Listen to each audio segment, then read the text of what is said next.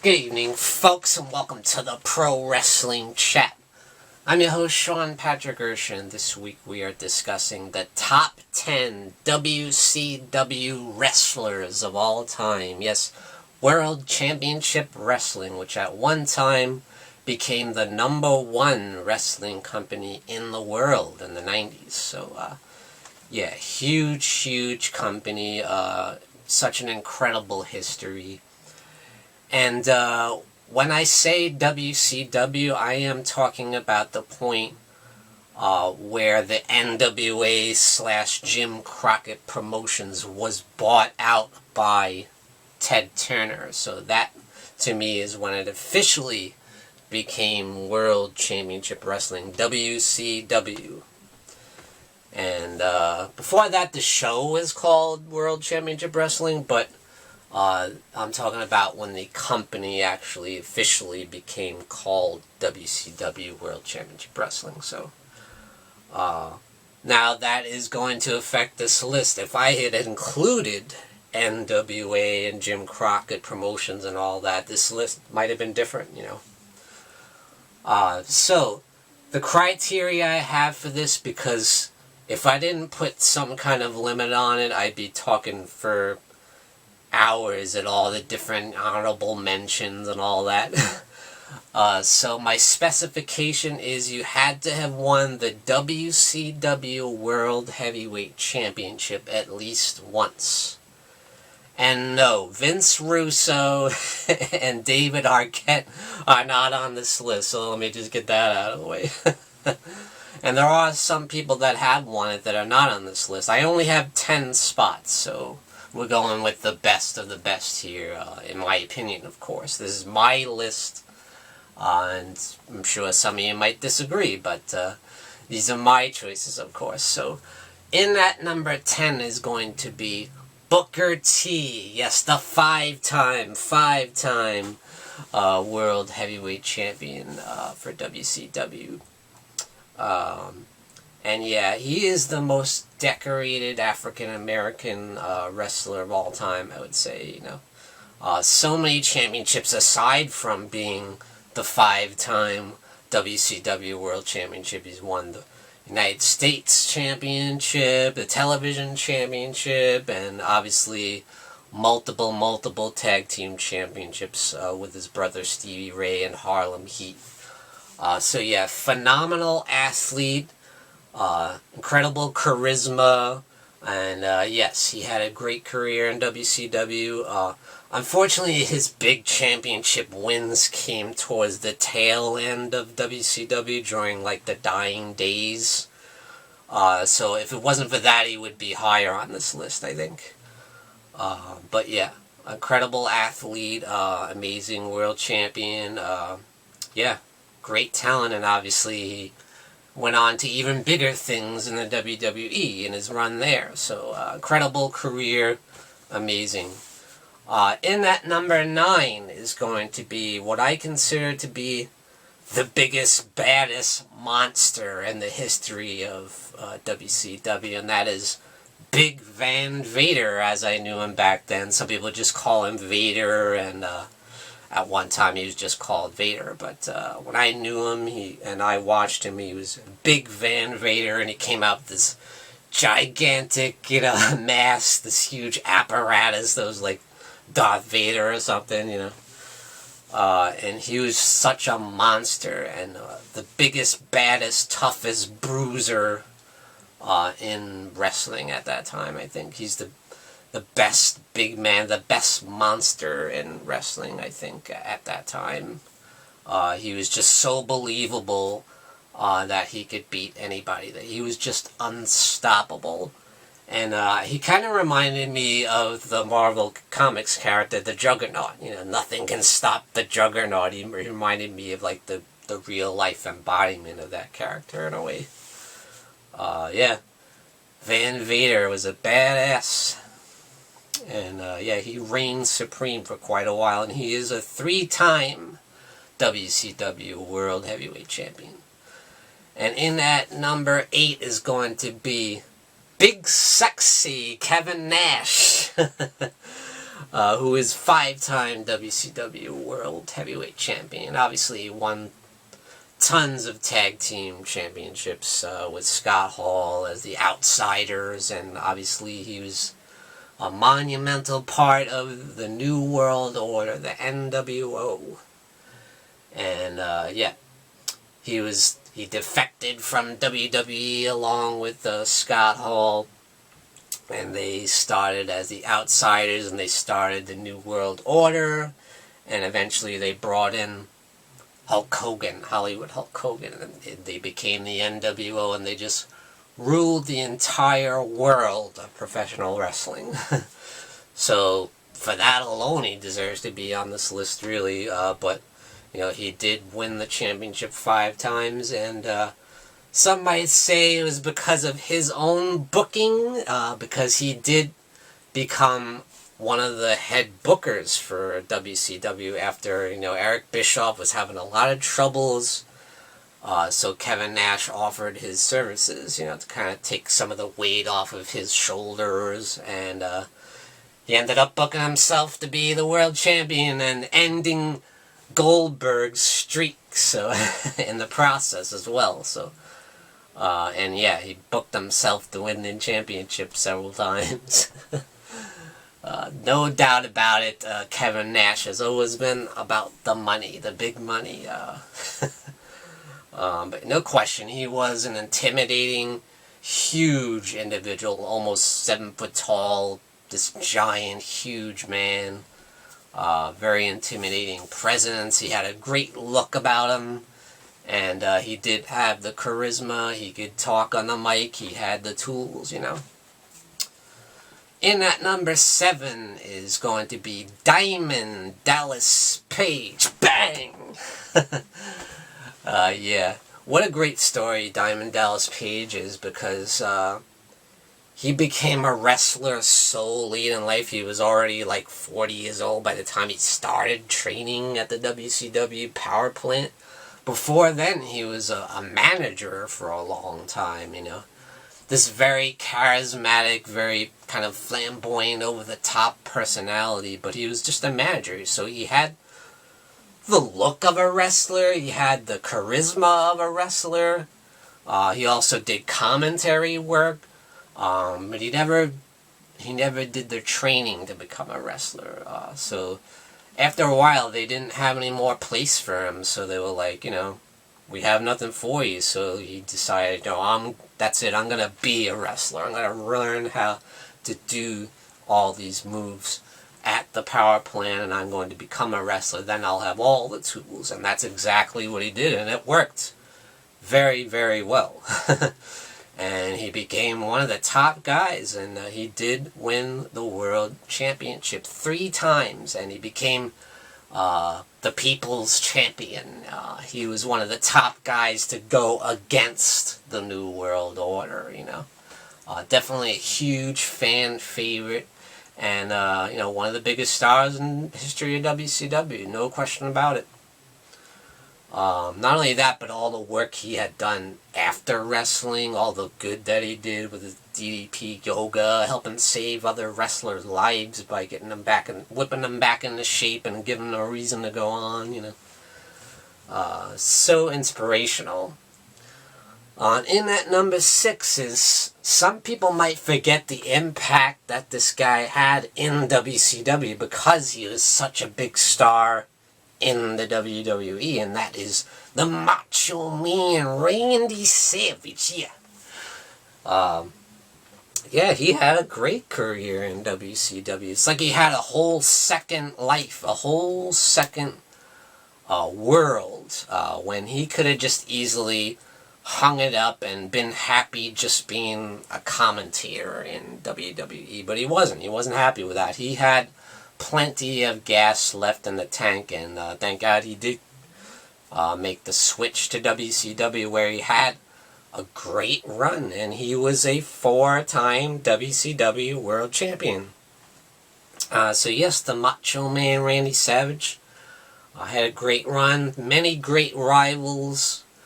He had a huge run against a huge rivalry against Ric Flair. which, you know, he got Miss Elizabeth involved, he had a woman involved, you know. Great stuff. That was a great rivalry, and he had a huge rivalry with DDP, Diamond Dallas Page, and obviously Hulk Hogan.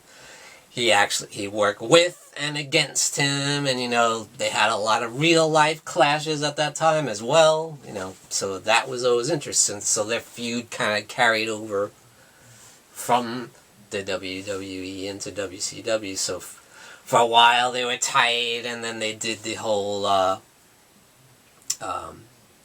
Mega Powers thing for a while, and then they went against each other, and then they were in the NWO together for a while. Then they clashed again for the championship. Many times they fought for the world championship, Macho Man and Hulk Hogan. But it was always great, and he did reinvent himself a couple times in WCW. He had a whole different look by the end. He had like the slick back hair. He had the sequin, you know, outfit, very rock starish. He got super jacked up by the end, you know. Yeah, so he had an awesome run. Macho Man Randy Savage. In at number 5 is going to be Goldberg. Yeah, you can't deny the impact that Bill Goldberg had on WCW, and he was definitely one of the few homegrown talents that made it huge, you know. And he came along at the perfect time, like Eric Bischoff says that a lot. He came along at the perfect time when WCW was really thriving and on top of the world. So he just had the great look, he had the presence, he had the body, he had the intensity, and he was so dominant in his run. Obviously, he had that insane streak of, like, I don't know, 170-0 or something. That was crazy. But yeah, just that look and him coming out with the intro, blowing the smoke out of his nose, and like just his power, his intensity, and his strength as an athlete too. He was very athletic, obviously because of his background in football. He was a professional football player in the NFL, so he had the athletics. He might not have had the stamina, and he didn't quite learn all the tricks of the trade, but he did work at the WCW power plant, and he did graduate, and they just threw him right to the wolves, and he just worked. It was like magic, you know. And he just dominated. He was so intense. And he ended up winning the United States Championship, and he ended up being one of the biggest guys to go up against the NWO, and then bam, next thing you know, he's in the ring with Hollywood Hulk Hogan for the World Heavyweight Championship, and he beat Hulk Hogan for the championship, and just reigned supreme. He was just a megastar from there on in, you know. So you cannot deny the impact of Goldberg. He may have been very limited in the ring with the in-ring skills, but his personality, his intensity, his look, and he was so marketable that you just can't look past it. You can't overlook how big and how popular Goldberg was. He was very much vital to the success of WCW moving forward from that point.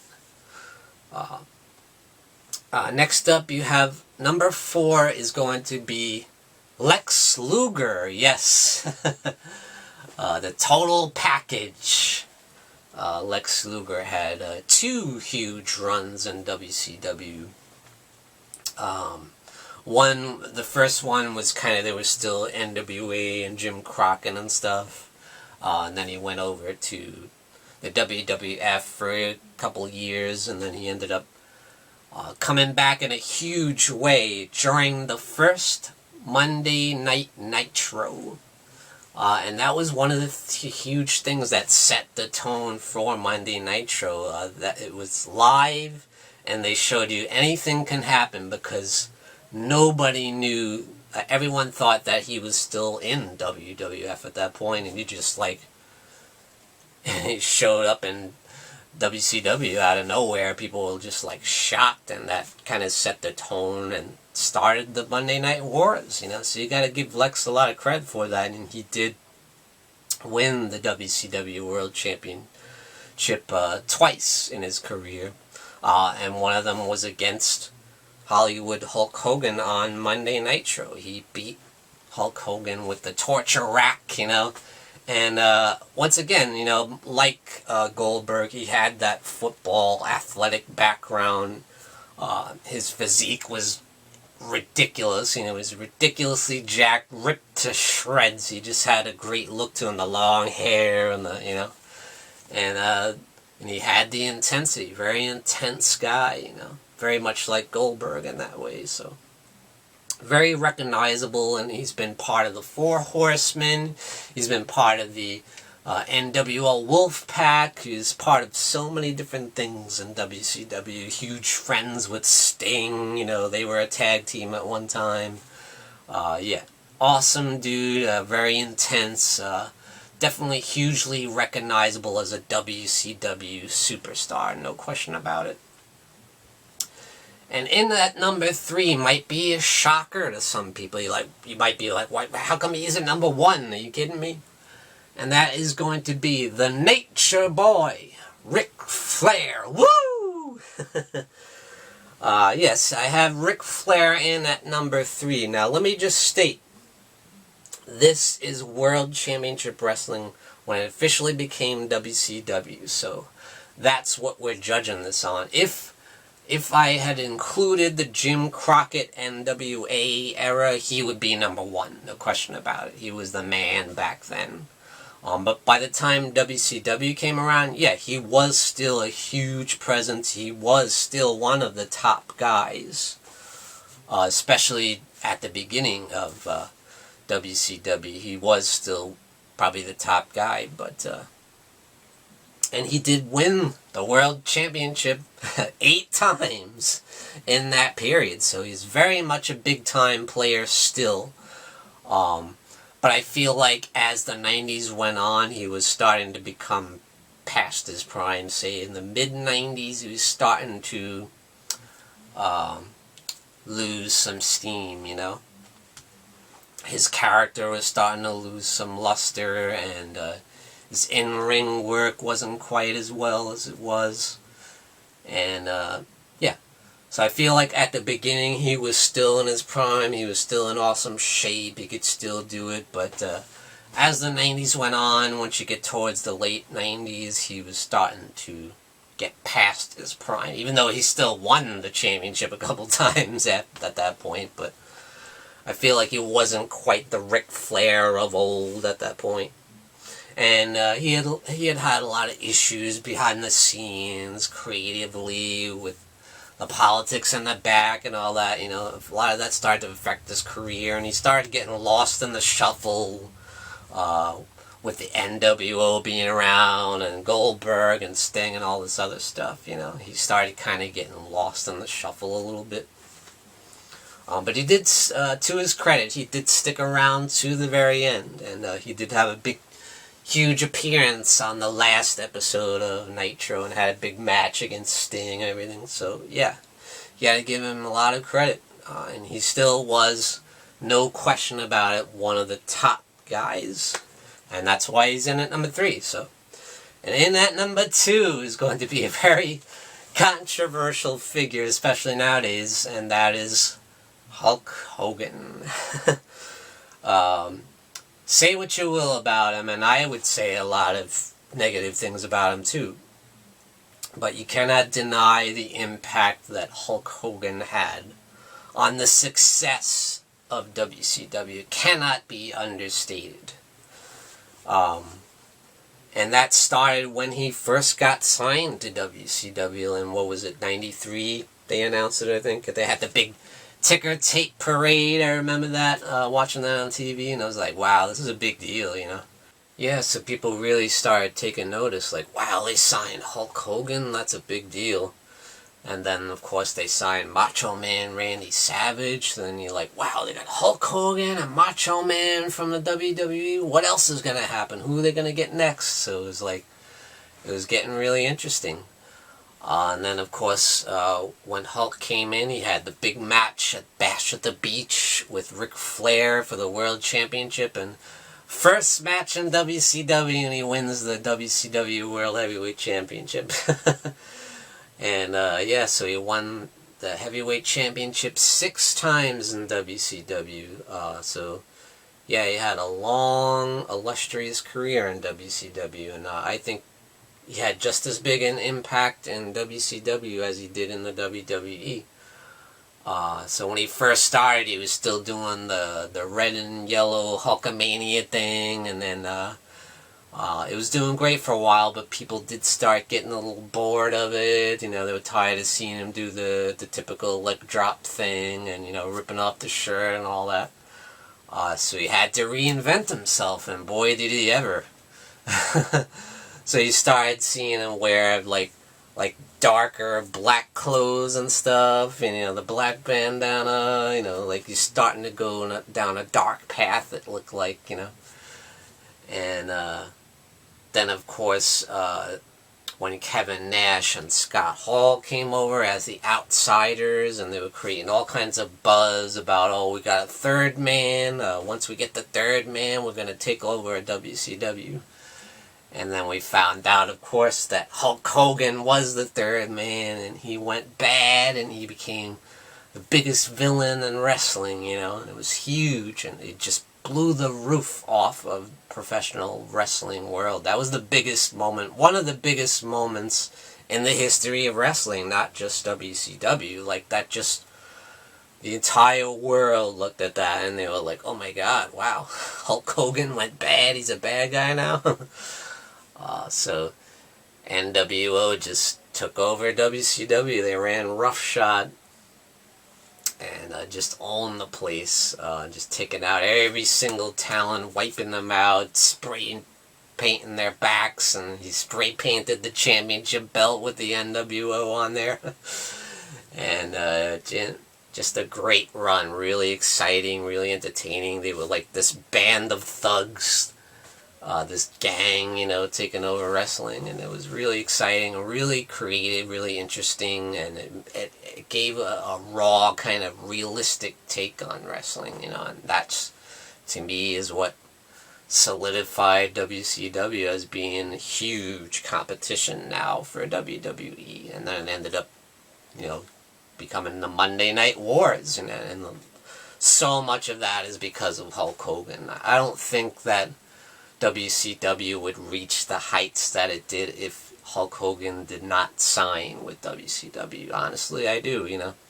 I don't think they would have been in the position to compete the way they did and end up being the biggest company in the wrestling world. I don't think that would have happened without Hulk Hogan, so he's got to be in at number 2 for me. And in at number 1 is the man they call Sting. Yes.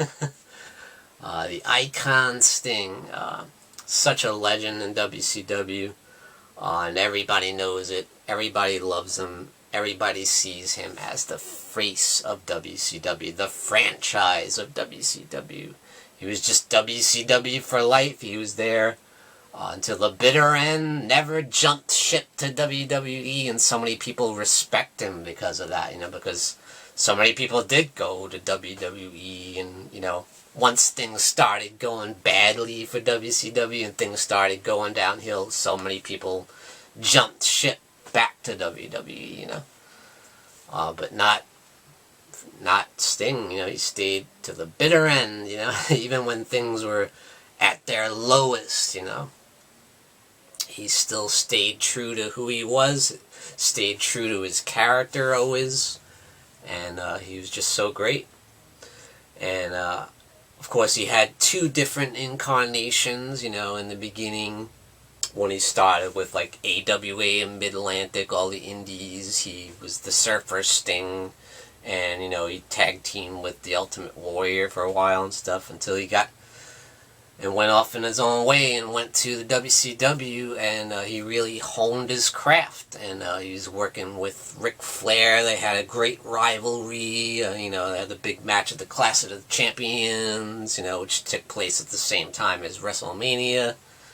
And that was huge and really establishing him as the ultimate baby face for the company, and that's what he was for such a long time. He really was the Hulk Hogan of WCW for a long time. He was the top baby face in the company.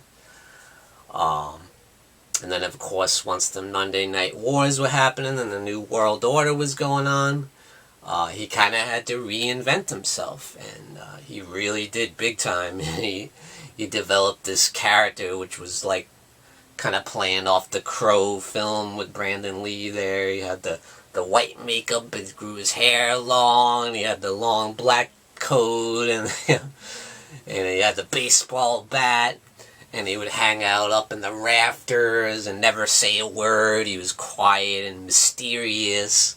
He had a great mystique about him. It was great.